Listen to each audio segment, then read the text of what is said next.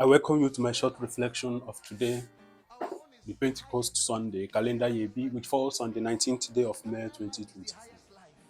Today, we have gathered to celebrate the indwelling of the Holy Spirit in the church, a manifestation of the church, the actual birth of the church, when the church was given a public recognition and official presentation to perform and present herself in spreading the teachings of Christ and also in preaching the gospel news, the gospel message, the good news.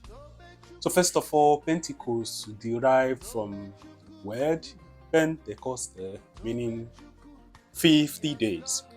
50 days from what, if I may ask? Let us first of all go back to the root, the source.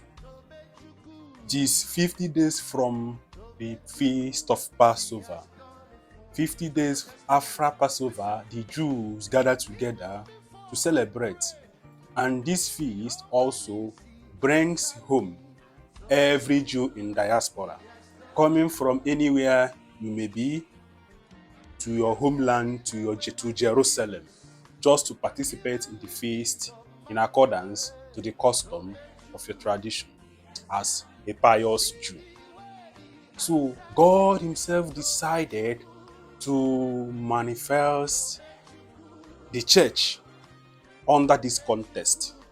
And in doing that, he fulfilled the promise of Christ, or Christ himself fulfilled his promise that he is going to send another advocate, a paraclete, a counselor that will reveal the whole truth. So going from this point of view, you will notice that the Holy Spirit gave the church the opportunity for public manifestation. So having said that, this Spirit has come to steer us to do good. First of all, the Spirit steers us to do good.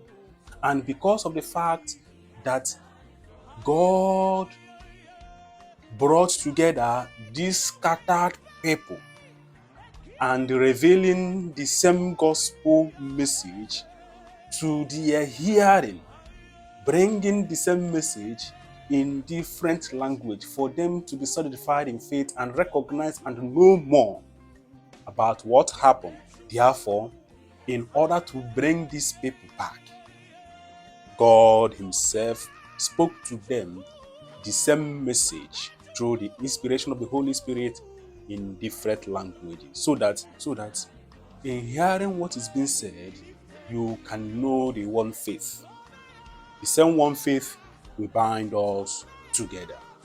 We are enriched by the gifts of the one Spirit. And then these gifts must be used for common good, not in competition, as if we are fighting for positions or office.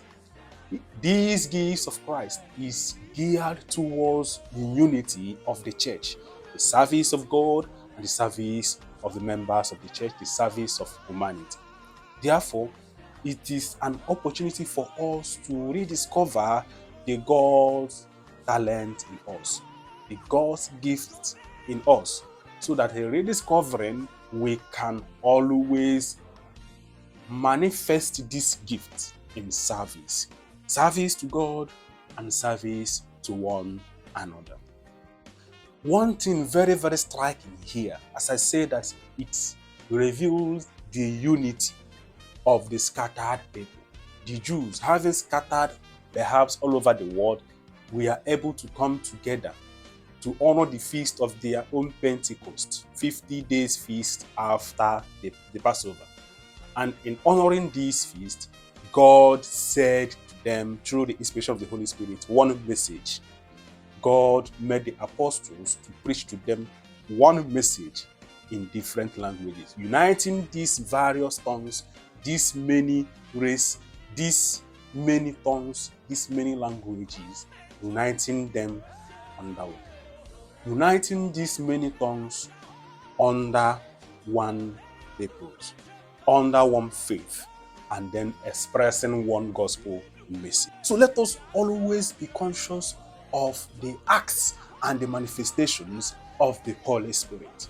Because in the context of our reading, the Holy Spirit inspired the apostles to speak to their audience in a way they will know better, speaking in their native language, in the native tongue, in their mother tongue, speaking to them, telling them the same message in different languages.